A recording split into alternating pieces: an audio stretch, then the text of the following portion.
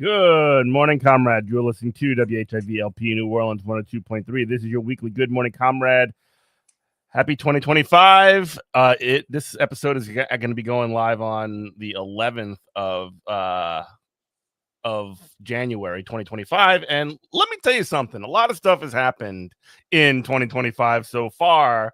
Here to talk about all of, is it 2026 yet? Here to talk about it is Jack Reno Sweeney. What's up, Jack? How's it going, Jeff? Always good to be on the show. Yeah, man. How you been? Happy, has anything happened over there? I've been dealing with a water outage in Richmond since Monday because snow knocked out one of the pumps, and there was just like no running water. We're still on a boil order here. I feel like I'm in the warm embrace of home, but just home away from home, I guess. Yeah, well, it's been an eventful 9 days in New Orleans. It started literally at 3 a.m. New Year's Day, and it hasn't really let up. And between city council shenanigans and a clown car of Louisiana politicians in front of the national stage, showing us exactly what we deal with on a daily basis here. Oh, and you got a wonderful visit from Joe Brandon as well, didn't you? We did get a visit from Joe Brandon. I guess I'm honored he chose to spend his last 2 weeks or so in office with us. Very nice of him. And just like ruin traffic like he always does. Oh yeah. I don't even think people were texting me like, why is traffic so bad? And it turns out like no one even knew he was coming. But yeah, so we're obviously alluding to the attack that took place in the French Quarter. So essentially somebody drove about 8 blocks or so and killed, what was it, about a dozen people that were just out there having fun, on Bourbon Street. That's just been sort of like the way to ring in 2025, I suppose. Yeah, I mean, it obviously a tragedy, and as the officials pointed out, in spite of it being the tourist center of town, a great proportion of the people killed, of the 14 people killed, were locals. Many of them, young people. So it really is a tragedy. But the way our public officials chose to respond to it was by making sure the whole world knew, don't worry, you can still come here. It's still safe to come here. Yeah, you can still come here for the Super Bowl. And don't get me wrong, like I like that people want to visit New Orleans. I like being a city that people want to visit. I think a lot of people from New Orleans do like showing people hospitality. It's our whole thing. It's our thing. It's our thing. But when our public officials, I'm going to quote a tweet I made myself, but when our public officials see themselves more as like managers of a theme park than as representatives of constituents who live here and work here, you have a serious problem. And this is absolutely, the public response has absolutely been in the frame of protecting tourism, not tourists, but tourism. The industry takes priority over any human being. Exactly. And, we're getting flashbacks to, post 9/11 Islamophobia. And, we're already getting hints of expansion of the security state, which is already really expansive in New Orleans. Never let a good crisis go to waste. Exactly. Yeah. No city anywhere else in the world is as emblematic of that phrase as New Orleans. I think we have had many good crises, and none of them have gone to waste. Ever. Oh, that's one of the things that we're best at is really taking these opportunities, these catastrophes to, when it comes to Hurricane Katrina, completely reforming, among other things, the public school system into an all charter system. Mhm.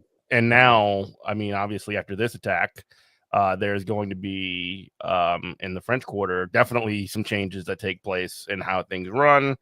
It is like essentially turning. I mean, there's been talking about this for a very long time, but like turning the quarter into essentially like a pedestrian mall sort of thing. When Mhm. people live there, people work there. I imagine that they're not. I mean, maybe they would want that, maybe they wouldn't, but they're definitely not being asked whether or not that's the thing that's going to be Certainly their not. priority. That the sort of the deal is, how do we make it look to the entire world that we're out here protecting tourists? I mean, one of the things, and Mhm. I have a lot of critiques of the mayor, and I have a lot of critiques of the chiefs of police and all these other people. But like when you have reporters coming at them saying like, "How are you going to prevent something like this?" You're essentially asking, "How are you going to have a complete police state so that you can Mhm. never ever that you can essentially predict the actions of every single person? Like, how do you do that? Why didn't Yeah, you absolutely. do that? Why didn't you maintain your glass bottle any better? Yeah, I'm kind of of two minds about it because there absolutely is. We call it security theater, right? Just not actually making people more safe, but projecting the image that you are. That's why you got to That take your said, shoes. That's why you got to take your shoes off at the airport. exactly, exactly. The whole TSA ritual, like especially these days, like Mhm. they tell you to do different things on your way there than on your way back, and it all seems kind of made up on the spot lately. But I will say that the scale of this tragedy, in some ways, was certainly preventable, and a lot of it comes down to the same problems. Like the bollards that would have been blocking Bourbon Street were broken because they weren't maintained. Because we don't hire people to maintain public works. We actually have fewer public works employees than Gretna. I can't tell you the exact That's numbers, but shocking. by a significant degree. Actually, there was a NOLA.com report about it where the reporter called the mayor of Gretna and said, "New Orleans has this many public works employees. What do you think about that?" And he said, "That is insane." So, that there's the classic neglect of public infrastructure element to it. There's the element of the police being over resourced and under competent. Like they Mhm. had the movable barriers, the Archer barriers that they left in storage because they didn't want to deal with having to move them around. Mhm. $250,000 they spent on those, and if even with malfunctioning bollards, You just got those him could have sitting in the stopped a warehouse. vehicle Just got him just sitting in the sitting warehouse. outside collecting rust. Oh, Like even I better. used to bike past them all the time. I had no idea what they were, but yeah, they just sat there getting rusty. And then there was another series of barriers, wedge barriers, that kind of go in and out of the ground Mhm. that were Yeah. in the down position at the time.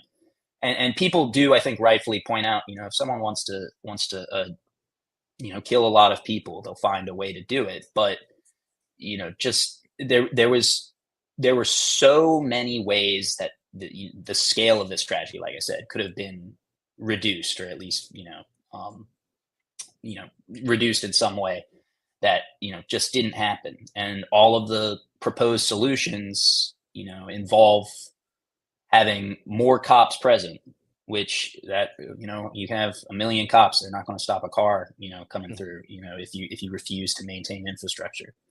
um More emphasis on driving resources to from other parts of the city to places like the French Quarter, which, like you said, people do live there, but the majority of people in the quarter at any given time are tourists. And again, tourists are entitled to safety as well, but none of what we've seen proposed is going to enhance anyone's safety. Mhm. They're just using this tragedy to justify doing what they would have done and wanted to do anyway. Mhm. More Like I surveillance, said. just more money towards police, more Mhm. reactive measures as opposed to preventative measures. Exactly, exactly. Proactive preventative measures is what I mean.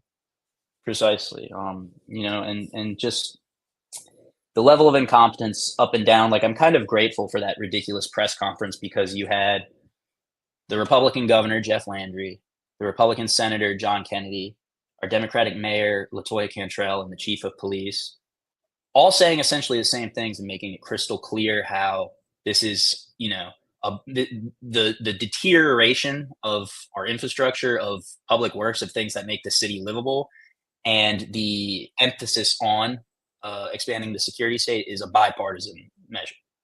I love bipartisanship. It's just so great. It always leads to good things.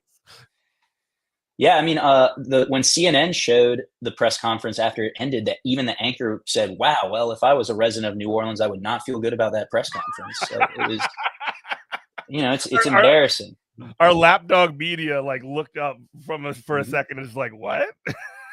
Just like, yeah, well, the local, and they got so mad at the questions that they were being asked because this was the first time in a while they've been in the national spotlight and really been grilled because our local media, doesn't want to ruffle feathers at all, whether it's Jeff Landry or they do not. They are very, very subservient to power. The press in Louisiana, be it whatever locality, Jefferson Parish, Orleans Parish, St. Tammany Parish, they are not going to be asked. I mean, like, they like to talk about, like Lee Zurich's really coming for him or whatever, and whatever. That's not really. I mean, that's sort of like a image and branding. When you look at the brass tacks of it all, I mean, there's not that many challenges to actual power. It's like management of that power. If you look at these, at these Lee Zurich reports or whatever. Yeah, they want to keep getting the guys that run the newspaper and are on the editorial board. Not only do they want to maintain their access to them as sources, but they want to keep getting invited to the same parties. The Mardi Gras balls. DC Mardi Gras coming up, and they don't want to have their invitation. I want to miss that. Rescinded. Yeah. But yeah, and again, it's sort of like and you mentioned DSA. You're one of the co-chairs of that the New Orleans chapter there. There was a statement that you guys put out. You wanna talk about it? Yeah, let me pull it up for reference. But I'm really proud of this statement, and I can say that because I'm not tooting my own horn. I was not the prime writer. I did help edit it down. Us on the left, we love fantastic editing. That was what I thought. Fantastic editing of this thing. We love writing really long statements, and I sometimes have to be the brevity police. Yeah. But we put it in the context of like I was talking about earlier, repeated failures to maintain services, maintain public works. We talked about the framing in the media of this, where it's put up as justification for more police when police already get 66% of the budget, and this is what we have to show for it. They don't keep people safe, they make people unsafe. We talked about, as I mentioned earlier, the Bollards fiasco, and we really went in on how more broadly the military industrial complex and imperialism relates to this, how the empire always comes home, because there were 2 attacks within 24 hours committed by former service members, and this is a problem that the Pentagon is aware of. Both of them stationed at the same fort. Both of them stationed at Fort Liberty. Yes. And this is a problem the Pentagon's aware of. They even commissioned a study to look into how do we prevent extremism in our ranks, and after that study was completed, decided not to implement that. Meanwhile, comparing the last, I think, 20 years to the previous 20 years, mass casualty events committed by former service members have quadrupled. So this is very much imperial violence being turning domestically in many ways, and it's a problem that the powers that be are aware of and chose not to do anything about. And then we also in that statement talk a bit about the resurgence of Islamophobia and the way this was very opportunistically used immediately by people like Donald Trump to say, before we knew the identity of the guy, to say that this is because we don't have closed borders. Meanwhile, like I said, this guy was a service member. He was from Texas. And you even see you even see it being used by cynical actors to claim that Muslims do this wherever they are. So this is why we have to support Israel in their Ben fight against them. Shapiro just like decided to just like come on down and just say all that stuff. You know what I mean? Oh yeah, I mean, I I guess part of me doesn't exactly want to say his name, but that former Columbia professor, who's made a real mockery of himself over the last year. Even he weighed in. Shy David, we'll call him. The ways it's been cynically used to advance the narratives and policy objectives that people wanted to advance and would have tried to advance anyway. It's harrowing. And I should mention, one of the people killed was a Palestinian New Orleanian teenager, his first year of college, and there was a lot of talk in the media early about two Israeli tourists who were injured, and even the Israeli consulate in Houston even sent a representative down here.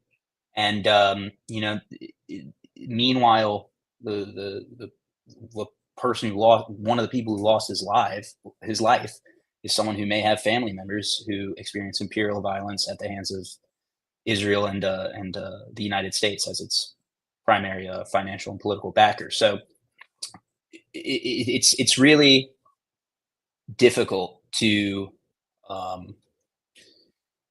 like be in a city that is going through a profound tragedy and to see it be used just as fodder for everyone else's preconceived political goals and objectives. It's one of the craziest things I've ever seen. Really quickly, we could get on that in a second. You listen to WHIVLP New Orleans 102.3. This Good Morning Comrade. Jack Reno Sweeney is here.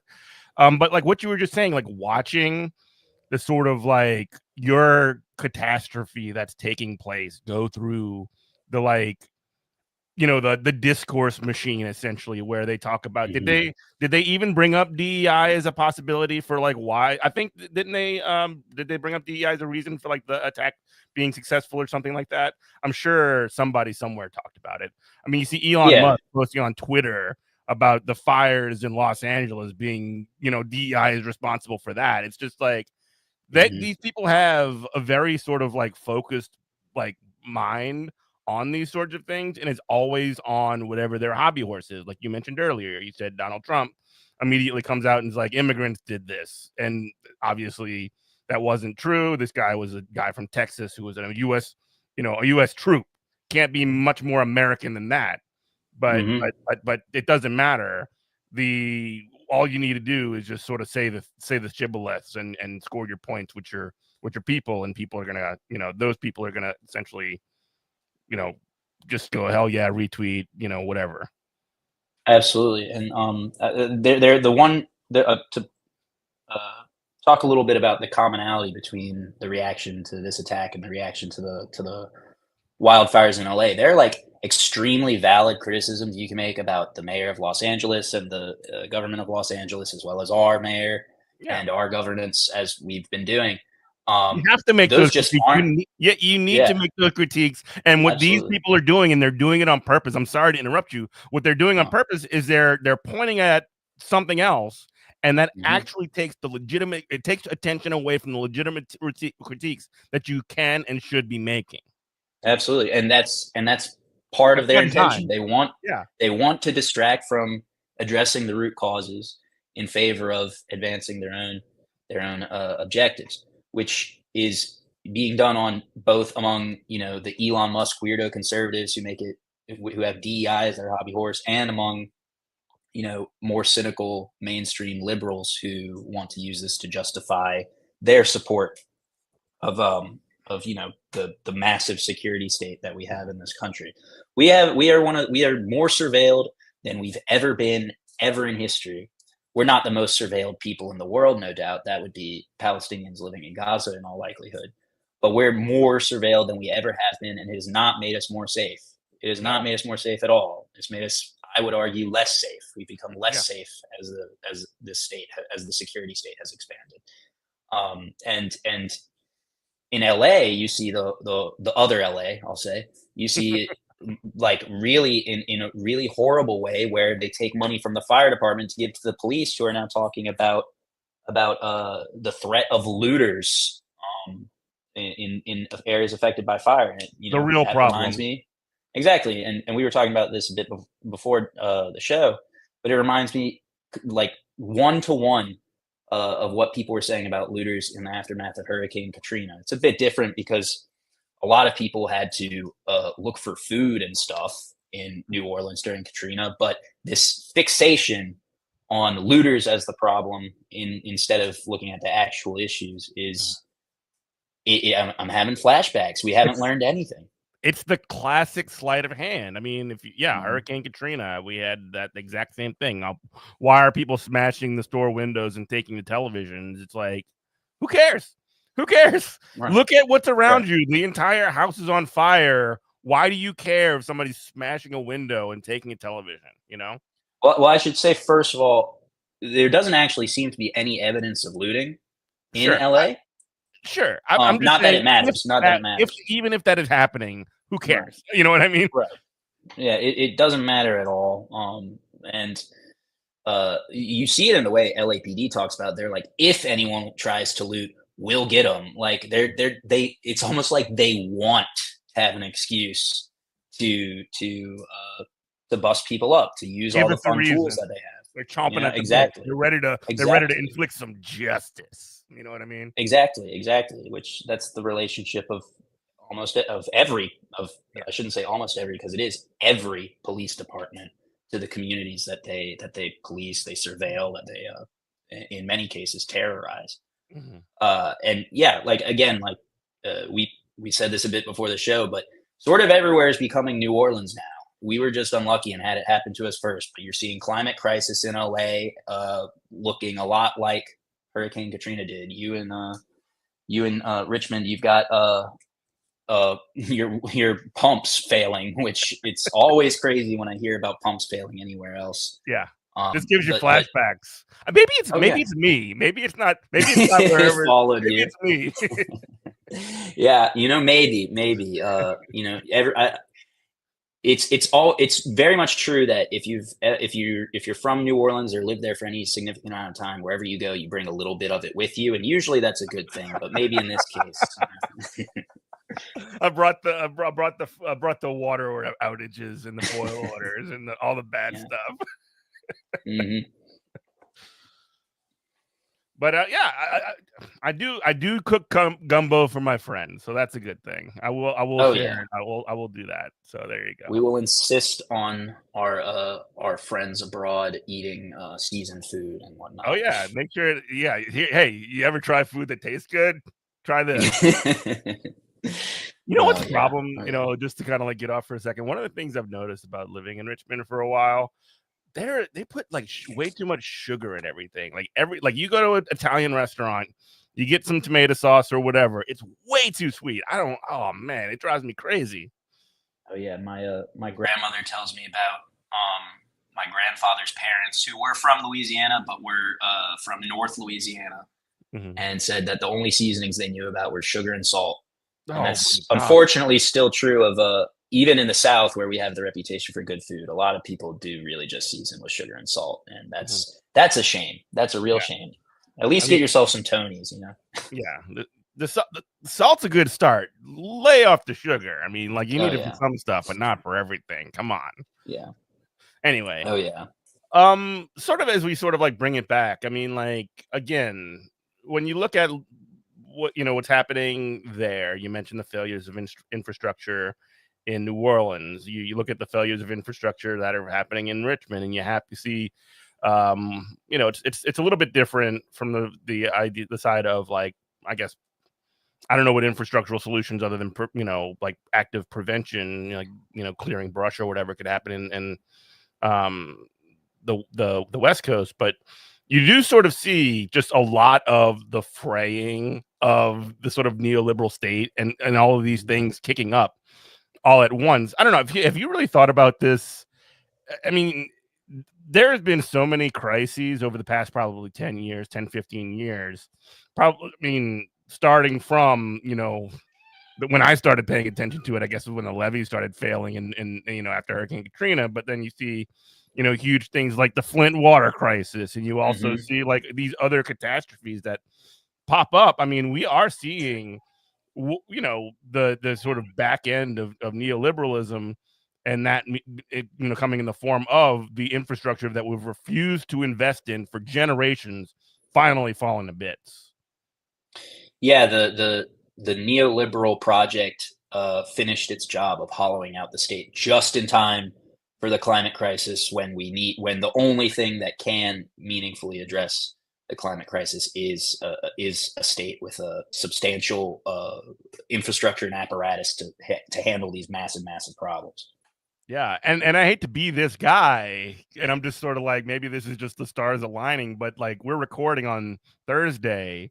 Today was the funeral of President Jimmy Carter and Hmm. the sort of initiation of that neoliberal process, you know, the defunding of the public state and deregulating of uh deregulating of a lot of the you know, public services and infrastructure that we have began under him. I mean, people have said that, I mean, you know, as terrible as Nixon was, he was like the last New Deal president. And you know, we Hmm. talked about a little bit this last week on the show, when there was this pivot away from, and I'm not even talking about like, you know, Carter the man or his post presidency or anything about that. You know, Hmm. I'm talking about the pivot from public, from the greater good to essentially individualism. When he's wearing the sweater in the White House saying turn the heat down Hmm. because you need to do your part, it became less of the sort of like, we can do more together, and more of your responsibility for your part in this austerity that we're doing. Exactly. Jimmy Carter, and I should say there are parts of Jimmy Carter's presidency, and like you said, certainly his post presidency, that I have respect for. Like he was definitely sounding the alarm on environmental issues way earlier than anyone else in American federal politics. And had we maintained some of those programs through the Reagan years, we'd be much better off in dealing with climate issues than we are, because Reagan emptied out what meager things he had going on Mhm. completely. But yeah, he was the first Democratic president um to be in that Lucy and Charlie Brown with the Mhm. football relationship with the Republicans, where he's like, okay, I'll give you these things that you want. Then will you like me? Then will you be nice to me? And no, they pull the football up and he falls flat on his back. He was the first Democratic president to have that dynamic with the Republican Party and with austerity. Mhm. He represents a huge generational missed opportunity, because that was exactly the moment where there was a massive amount of popular fervor for all kinds of socially progressive policies, all kinds of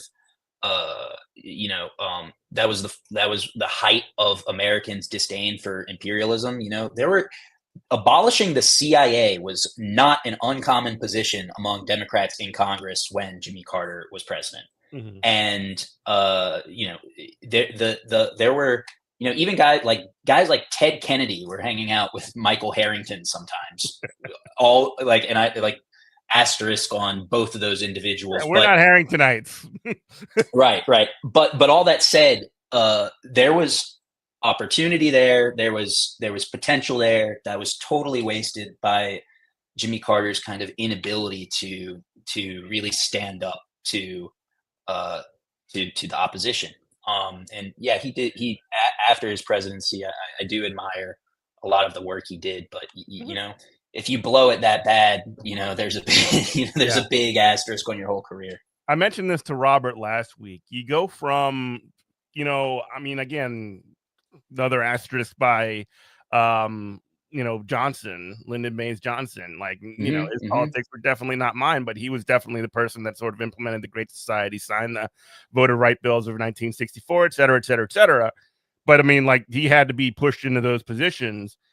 But I would take the swagger and the sort of like, you know, punch him in the mouthness of somebody like him over a sort of like, you know, made of blancmange, you know, Jimmy Carter any day, I guess. Absolutely, There was yeah. a That certain was toughness that yeah, the Democrats, you know, had up until that point, and they just completely became a house of cards when they had to pivot to Carter. I don't know. yeah, That's sort of absolutely, yeah. like an old school, LBJ like, was we ain't as tough as we used to be, like old guy thing to say, perhaps, but exactly. No, I mean, well, I mean, it is true that just as Jimmy Carter was the first kind of pushover Democratic president, LBJ was the last one who was willing to spend political capital in a significant way. Like he was personally calling people to get the Voting Rights Act passed. Mm-hmm. He was personally leveraging like his party relationships, his power as president to affect change. And unfortunately, he went just as hard for the Great Society as he did for Vietnam, and that's what ultimately undermined the Great Society. So like all Yeah. his mistakes were his own, but that was like like a guy like Barack Obama had a similar opportunity to a guy like LBJ. Having popularity for a period of time, having a good majority in Oh, Congress for a period of time, and every president since him has had that mhm, opportunity. But like, yeah, yeah, Obama definitely had it with the sort of like public, like popular mandate. right, and yeah, I mean, the fact that we look back wistfully on people like LBJ and even to an extent Jimmy Carter is really just a condemnation of how the Democratic Party has evolved post Roosevelt. Yeah. Yeah, And again, like you mentioned that they are, it's only for like specific things, like mhm, for Clinton, I guess. The one thing that he was like ready to spend political capital on was like welfare reform. When it came to right, Obama, at least it was actually like, no, he caved on Obamacare. It was nothing. He didn't have nothing. He gave it all to right, the yeah, banks. Yeah, he caved on the public option of there, Obamacare, which yeah, would have been better than what, it's not as good as like, outlawing private insurance, but it's right. It definitely took better than what we got now. One Democratic senator in Joe Lieberman opposing the public option Yeah, for him to drop it, which LBJ would not have allowed something like yeah. that, frankly. And then Biden, I guess, had that sort of like mindset, but it was only for war. It's only Yeah, for bombing yeah, Palestinians and like arming Israel, and that's sort of like what his single-minded, like, I am going to leverage every possible relationship to make sure that continues. Everything else, I mean, American Rescue Plan, and he gave up on Build Back Better. His entire yeah, campaign was, we were building back better, Jack, and it was just cave because Joe Manchin and Kirsten Sinema were just like, no, we're not voting for that. yep, I mean, there was a yeah, and report what that it just came out. Well, I guess it was and he's not somebody that I necessarily like agree with very often.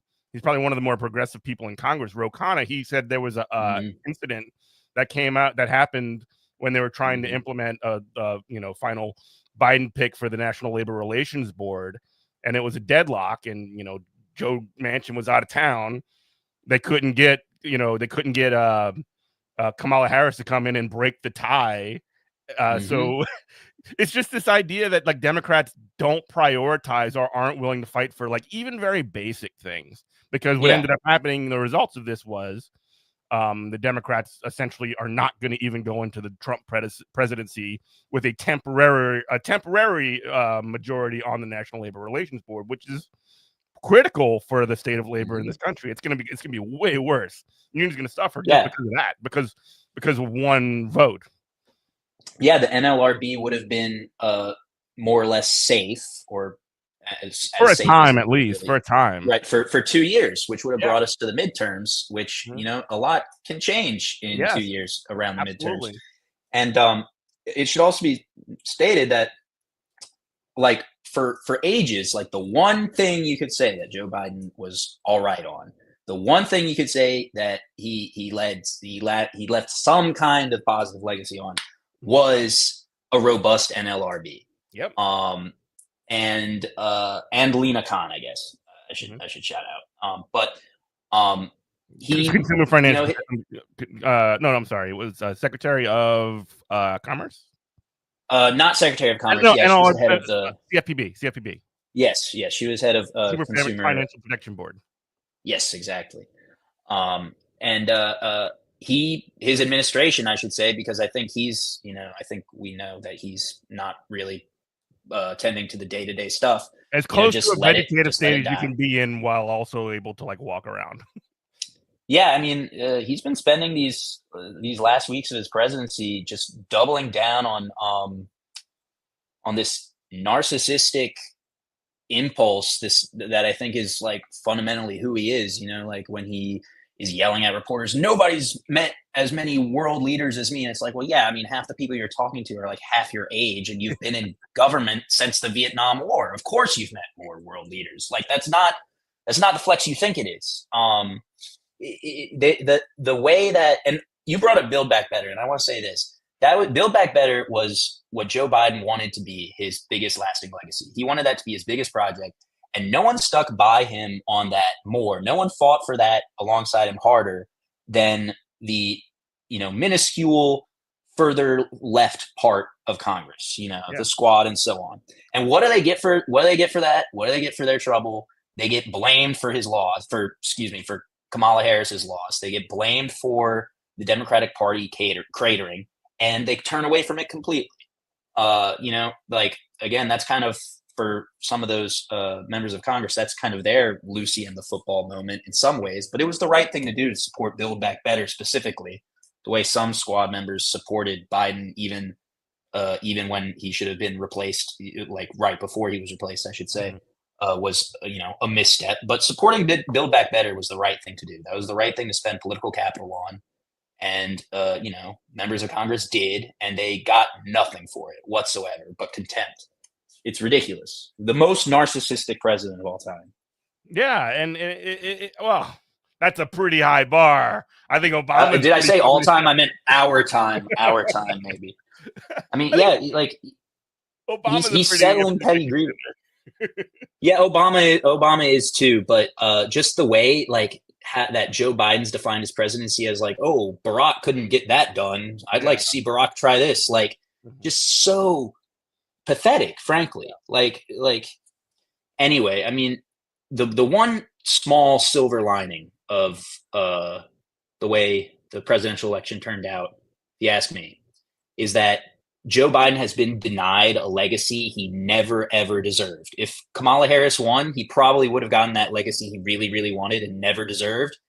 He will not have that legacy anymore. He will not be remembered by history well. He ran on that whole saving the soul of the nation thing, and here we are 4 years later, and we're right back where we started.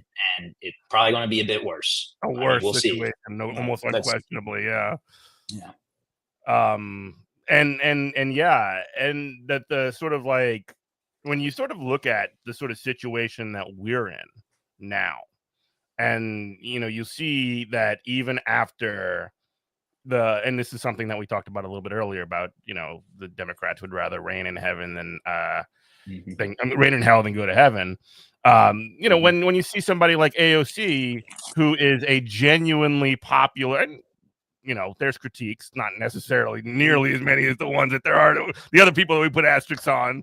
But, when you see somebody like that, they're going for a committee position, and the Democrats will still fight, tooth and nail and rip out hair for that to deny her that position when she has a popular mandate, when she has a popular positions, and she has the ability, I think, maybe other people don't feel this way, but she has the ability to be a significant leader in a popular political movement, and they decide to push her aside, to deny her even a committee position in Congress for somebody who has just always been a loyal soldier to the never-ending long-term apparatus that got us in the situation that we're currently in.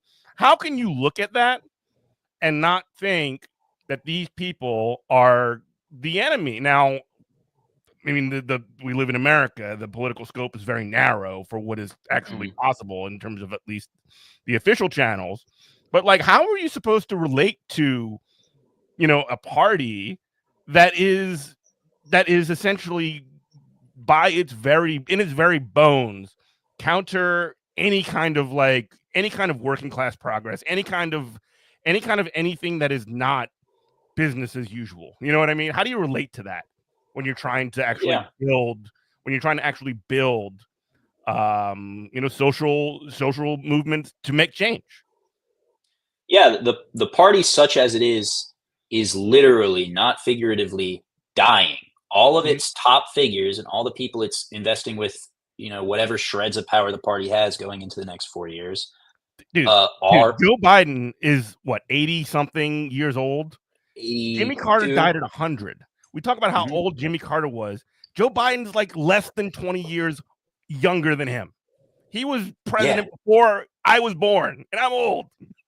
Yeah, Bill Clinton is younger than both Donald Trump and Joe Biden. That's crazy. That's crazy. And he already looks like a ghost. Like he looks like a skeleton. Yeah, it's not enough. It's like the contempt. It's the contempt. Like the this party is running on contempt for its younger figures like AOC, who I have criticisms of. I think she made a lot of concessions to try to get that that committee seat. And I think at the expense of her popularity, at her credibility as an outsider, at her credibility as like, someone independent of that generation. Risks. She took major risks. She did. And she didn't get anything for it. And I wish she had. She would have been better than the guy they put in charge of it. But it just goes to show that Virginia guy, by the way. A Virginia guy? Oh man, yeah. And doesn't he already have throat cancer? Yeah, he has esophageal cancer. Like, it's just like, I'm sorry, like these like you can't, like, this is a very important 4 years. If you're a serious party, you have to have your strongest soldiers, literally, like, physically and mentally and politically leading the charge. And AOC, like I said, for warts and all, does have a lot of popular appeal among the mainstream liberal Democratic base. Even like the mythologized resistance wine mom loves AOC now. She also has the ability to communicate like few in Congress do. Absolutely, she's willingness to put herself out there to do it. Like, she is an extremely gifted Instagram lives, and just like, even if she's wrong, she'll at least be engaging with people, and you can see that. And the problem, one of the ways that, I'm sorry, I'm like jumping in and I'm getting very fired up about this, but like, you can see that like the way that like it's actually come out in, like, it's a little bit of the shoo that happens behind the scenes, but there's this sort of like idea, and it tells you how Democrats think. It's like that there's this idea that doing Instagram lives and talking directly to constituents is like gauche in Democrat circles. Like, you're like, oh, you're talking with a hoi polloi, like that kind of stuff. Yeah, exactly. Proximity to voters, to the people you represent, is like, they think it's these mainstream Democrats, the Pelosi types, think that it'll give them cooties. Like, they are fundamentally resentful and disdainful of the average great people. Unwalked passes. Yeah. And like, we saw it in this presidential election. We see it over and over and over again. They would much rather lose by doing things exactly the way they want to than win and by like making concessions to their own base. Yeah, they'll make concessions to the other side all day. Absolutely, all they want. Like Kamala Harris will put a Republican in the cabinet, which would put her administration quantifiably to the right of Biden. She won't. Oh no, she won't. Yeah, she won't now. She won't now. I mean, she'll definitely they'll definitely be a Republican on the cabinet, but more than one. It's baffling. It's baffling. And you actually see it. You see this kind of gloating in who's getting invitations and photo ops at the White House in these last weeks, who gets the Congressional Medals of Honor. They like fundamentally are losers and love to lose. And like, I am, me, like, I'm a dyed in the wool socialist, but I'm willing to work with liberals, and I've been able to do so effectively without compromising what I believe in. But it's just, you can't. They don't make it easy, do they? No, they don't make it easy. They really don't. But they fundamentally do not want to work with us, not at that level. Like, they're when I talk about the base, when I talk about typical liberal voters, there's there's gains to be made, there's movement to be had. But among the elites, those that are in the halls of power, they do not want us. They would, like you said, much rather reign in hell than serve in heaven. And it's just, it's just baffling. It's just baffling. And, you know, they're leading us right off the cliff. Mm-hmm. Yeah. And so again, you know, you mentioned, you know, there's only one game in town when it comes to actually making a change through the official channels. You listen to WHIVLP New Orleans 102.3. This is Good Morning Comrade, Jeff and Jack Reno Sweeney. There's only one game in town and through the official channels, and that's sort of a structural problem, but there are ways to build capacity to start to move things in the right direction. One of the things DSA New Orleans has coming up is an organizing fair. Do you want to talk a little bit about that and some of the sort of like thoughts behind it? Because when I see something like that, and I know that like chapters of DSA are doing that sort of across the country, what the intention of that seems to be is to bring organizations together and to build that not necessarily I don't want to like be delusional about this. Like there's a lot of leftists that are like, we need to build a socialist party now. And I like don't even necessarily technically agree with that, but in terms when it comes to capacity, there's a lot of steps that need to be done before you can get there. And what this seems to the idea of what this organizing fair seems to do, at least when I see it, is find organizations, find groups, find people, individuals that are interested in an alternative to the politics of neoliberalism, the politics of losing, and just sort of like people who are discontented with the direction that things are going right now, and actually bringing them together, putting them into place, and say, hey, what are we going to do about this? Exactly. I think that's exactly right. And I should first of all give big credit to my co-chair Wash, who took the lead on putting together the organizing fair, because I was first distracted by the election season, and then we had the Entergy gas sale, which we can get into if you want, but that's a whole can of worms. And then of course the holidays. So Wash has done a phenomenal job and a lot of work to pull that together, and I'm really excited about it. But yeah, on the one hand, it is an effort to help cohere like-minded organizations that have similar goals as we enter, not just the Trump administration, but as we prepare for our municipal elections here in New Orleans, which are in October 2025. And then secondly, it's already in Jeff Landry hell, so we got to do something about that too. Exactly. And secondly, we have a lot of people out there who want to start to organize for the first time in their lives. And it's a bit different than in 2016, 2017, where you had kind of like this mad dash. You had the Women's March, you had these massive demonstrations. We're not really seeing it play out that way this time, where it's just kind of everybody and it's kind of a mess of but we're seeing people. The Democrats have bent the knee, like all that sort of contingent, not necessarily like there's a lot of PO'd wine moms out there, just like there were in 2016. There's no question about that, but like the political leadership just isn't there. Right. And fewer people are willing to do things like turn out in the streets like they were in 2016 and 2017, which has major cons associated with it. But that said, the people who are turning out and are trying to organize now are people who have either been thinking about it for a long time and have finally gotten the kick in the pants to do it. People who might have dropped out over the last 8 years and are getting back in. So the people who are looking to get organized right now, it's a more predictable group of people than the people who turned out in 2016, 2017. Yeah. And we have more experience onboarding people like that as well. We have more experience. Exactly. Things like that. And so that's the second part of this org fair is to have a one-stop shop for these folks that want to get organized, to find the organizations they'd like to be in, and to see that we all get along, that it's not, an exclusive thing, which, I'll say this, in 2016, 2017, that wasn't so much the case. Like, there was a lot of kind of turf wars, more or less, over, or legitimacy wars, like which is the best org, which is the most representative org, so on and so forth. What we've learned, one of the good lessons I think we've properly assimilated in the last 8 years, even though we find ourselves in much the same place in a lot of ways, and like we said, somewhat worse, is a lot of that petty stuff is kind of out of the way.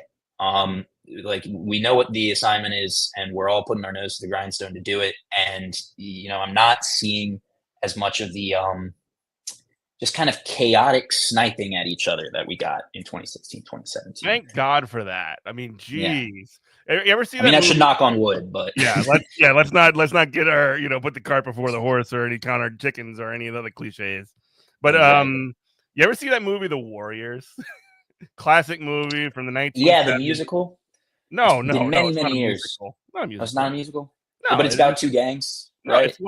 That's West Side Story. Yeah. Sorry, I haven't seen The Warriors. The Warriors is a movie. It's the idea of it, and it all goes to hell, of course. But like the idea, at least at the beginning, is that like all the gangs in the city are gonna come and meet at this one big thing, and like talk about like, hey, there's only 10,000 cops in New York City. With us, we're 50,000 strong, and there's this like charismatic leader, and like essentially the idea of it was to bring it all together. Like to be very corny about it, I feel like this is a little bit similar. Hopefully it doesn't end up the same way because well, I don't want to spoil it for you, but it didn't go so good in the movie. Yeah. I mean, that does give a good opportunity to say that you do have to be clear-headed. Like you can't paper over differences. No. You can't pretend. You can't like kind of make that sort of accelerationist argument and pretend that the fact that things are going to be really bad for a bit is going to be good for us. Because like there's going to be some attrition through these 4 years of Trump. Like there are going to be people that are either forced out of the movement or drop out. Like it will happen. That said, I do feel better about our skills as organizers to, one, be able to cope with that kind of problem a bit more effectively, and two, to be able to counteract it with effective organizing. I'll say I know our chapter of DSA has gotten a good uptick in membership. Some people completely new, some people who have been out for a while, some people who we've worked with through other organizations, seeing us as like a good hub for certain kinds of work.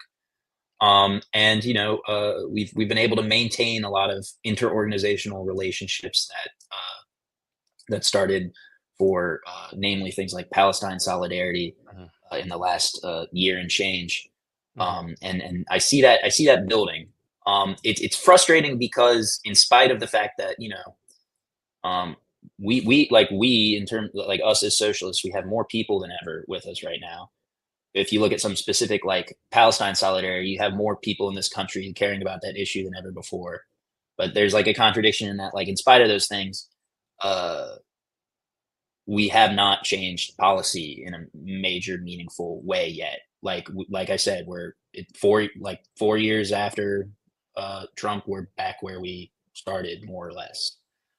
So that's a tough contradiction to deal with. Because that means we have to get more innovative. That means we have to get more creative. That means we have to try new things that haven't really been done before, because what we've done before has worked in some ways, but has not worked in terms of moving the needle on things we care about. So what do we have to do to move the needle more? We have to try new things. We have to learn from our mistakes, learn from past movements to a certain extent, without sort of fetishizing the past and repeating the past mistakes.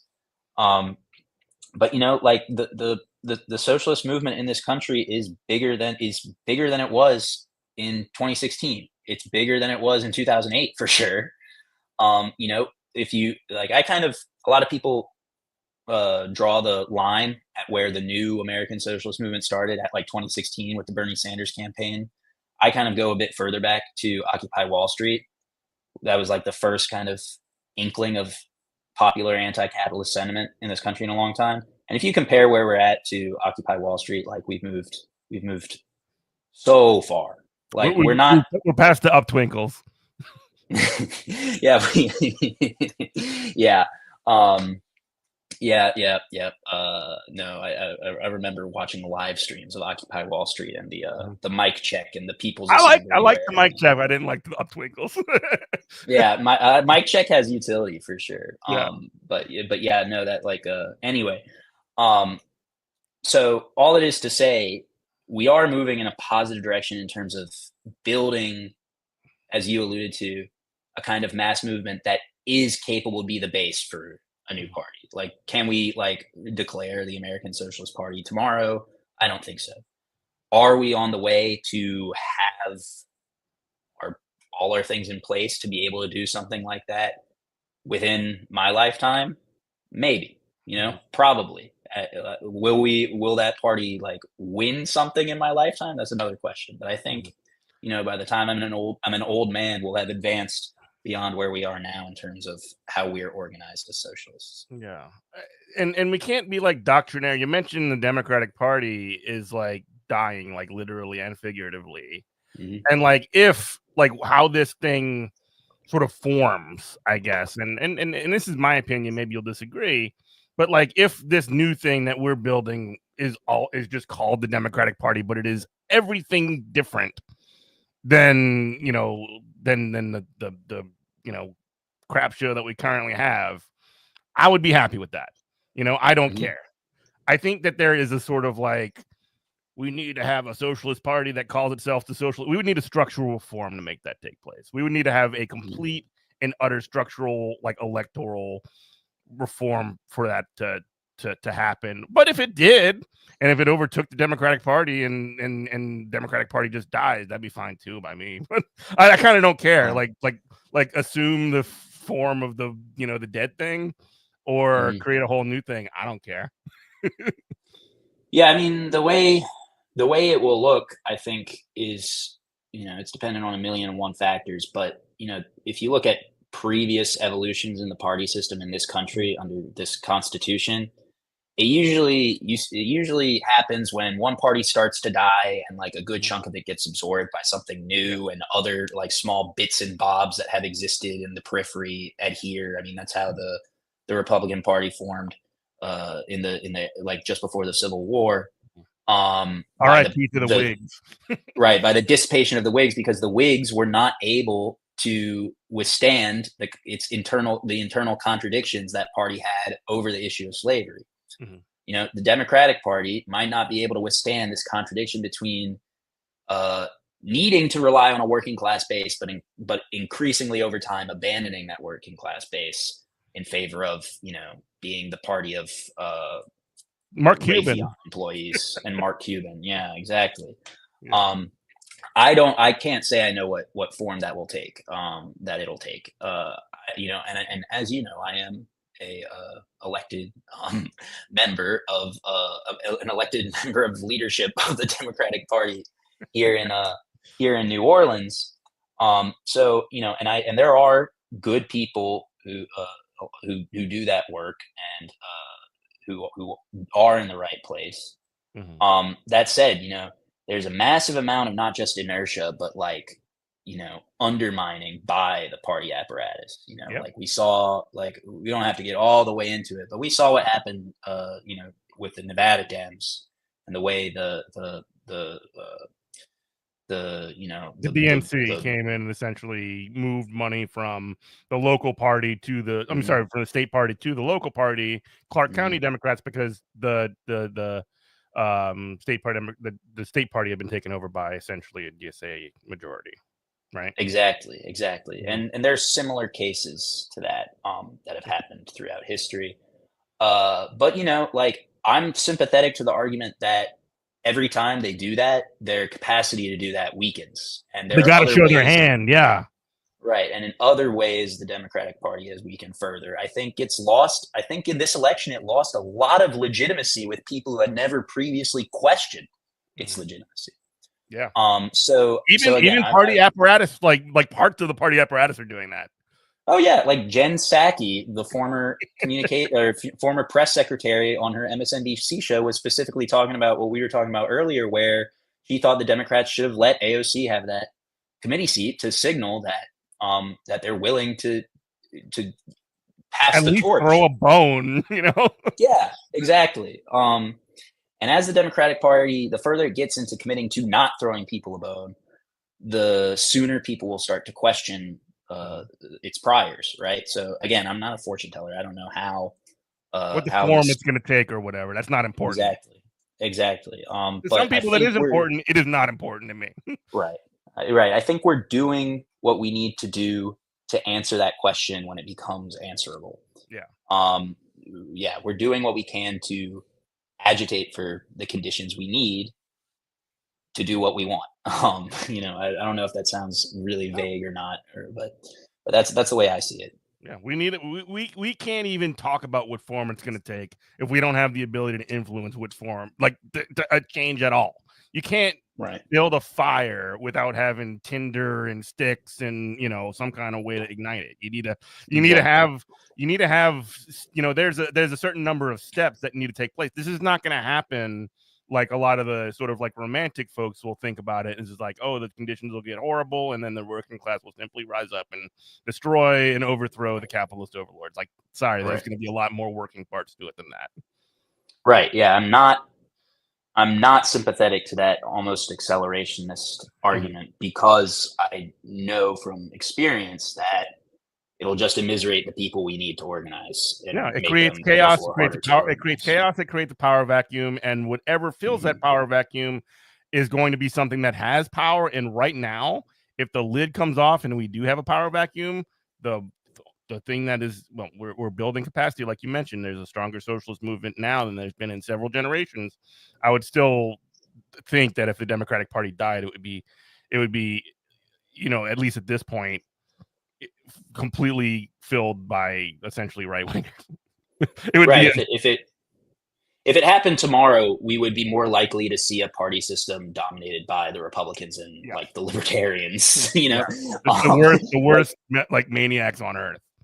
Right, right. And I should say the guy that ended up being the libertarian nominee for president, he was a woke libertarian, A woke DEI libertarian. He was a DEI libertarian. He was good on trans issues and things like that. Good. But whatever. I don't put faith in the Libertarian Party. That's just kind of talking about it like sports, I guess. Yeah. Always interesting to see what those guys are up to. They do have a Libertarian Socialist Caucus in the Libertarian Party. Isn't that crazy? Oh yeah. I didn't know that, but that's cool. I mean, like, hey, they probably don't have that much influence because they're no. If any members of the Libertarian Socialist Caucus of the Libertarian Party are listening, join DSA. Yeah, do that. You don't have to quit the Libertarian Party to do so, but I encourage you to. And you know what? Check out our Libertarian Socialist Caucus. Maybe you'll like them. Yeah. I'm not a member of any caucus, I should say, but yeah. I'm not either anymore, and I'm probably never going to ever be again. But the super last thing, you mentioned the sort of like generational change, and you mentioned Occupy Wall Street, and I can sort of like wrap that part up in a bow, and then we can sort of sign off. But one of my buddies, who's actually the co-chair of the Labor Caucus, a Labor Committee rather, of the Richmond chapter, along with me, I'm the other co-chair of it. But I was talking to him. He's a younger guy. And I was talking about, I made the same joke about the uptwinkles to him that I made to you. And he's like, what are you talking about? I don't know what's going on. I was like, Occupy Wall Street. He's like, yeah, I remember Occupy Wall Street. I was like, I was like 10. I'm like, oh no. So we're getting to that point, like sooner than we want to. You're younger than me, but we're getting to that sort of like, if you want to see the world in a better place, by the time you're an old man, which I'm not an old man, I'm 40, but like, by the time that you're, older, we got to start doing that stuff now. Like, cause that time flies really quick. Yeah. I for my part, I started off in the chapter as like the chapter's baby. Like I was the youngest active member of the chapter for a period of time. And now I'm not. We had to babysit you. Now you were literally in childcare. And now I'm not. Now I'm not one of the older members because we still have a lot of the same people around.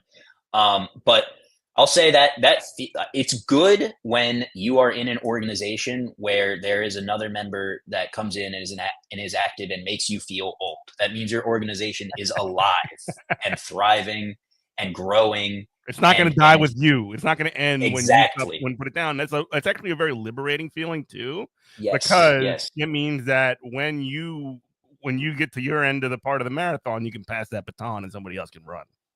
Exactly. No, I'm always so grateful when I find out that something important got done in the chapter that I had next to nothing to do with. Like the statement that we were talking about on the attack got written without me having to, micromanage or I had to edit, which on is somebody. fine. Oh my God. Yeah. Didn't have to, call people up and everything, which I feel really good about that. And it's something I was worried about. And as you know, that you were worried about, like after COVID, the substantial capacity reduction and the problems we had getting back on our feet. I'm feeling that we've eliminated most of that hangover. Mm-hmm. So it was so rough. I am. That was a rough period. It was because we just needed somebody to keep the lights on. Yep. And now it's not every conversation is how do we keep the lights on. Now it's like how do we grow. So if we're closing out, how do we grow? Go to this organizing fair if you're in New Orleans. It's on the 25th, Saturday the 25th, starting at noon at the Andre Caillou Center on Bayou Road. Come see us and come see a bunch of other orgs. We have orgs representing all kinds of different things there. We are supposed to have unions present. We're going to have queer liberation groups present. We're going to have energy justice groups present, environmental justice groups present, so on and so forth. It'll be really great. All of the best orgs in town in one place. You won't want to miss it. Can you dig it? Jack, where can people find you? And if you want to say before we get out. So you can find, if you're in New Orleans, you can find me at a DSA meeting. So definitely join DSA at dsausa.org/join. And you'll be put on our list and we'll contact you. Our next general meeting is on the 18th. So definitely come out to that. If you want to check out what I'm up to online, the best place to do that is you can see my handle on the bottom of the screen. That's on Instagram and Twitter, JRS4LA. You can keep up with me there. And I think that's all of the things I'm up to. Yeah, just on DSA as well. DSANewOrleans.org is the website. Yes. And you can see all the calendar events and everything that's coming up, committee meetings, public events, etc. Thank you so much, Jack. Appreciate you coming on the show as always. We're gonna have to count to see if you're the leader or Mark Allen is now. He wants to come on and talk about some stuff too. So you gotta. It's gonna be a real fraud conversation, like a fraud competition for number one all-time guest. So it's a race now. It's a real race. Yeah, it's on. But yeah, thanks everybody for listening. You can listen to Good Morning Comrade every Saturday at 10 a.m. on WHIV-LP New Orleans 102.3, WHIV-LP New Orleans. I'm sorry, WHIVFM.org/listen to listen online. Find me on Twitter at Eminent Prof. And I'm on Instagram and I'm on Bluesky, but Bluesky kind of sucks. I'm not gonna. Yeah. Am I getting in trouble for that? It kind of sucks. I mean, maybe it'll get there. Yeah, we'll see. Anyway, thanks, Jeff. Yeah. Well, thanks to everybody for listening. And yeah, we love you. Bye-bye.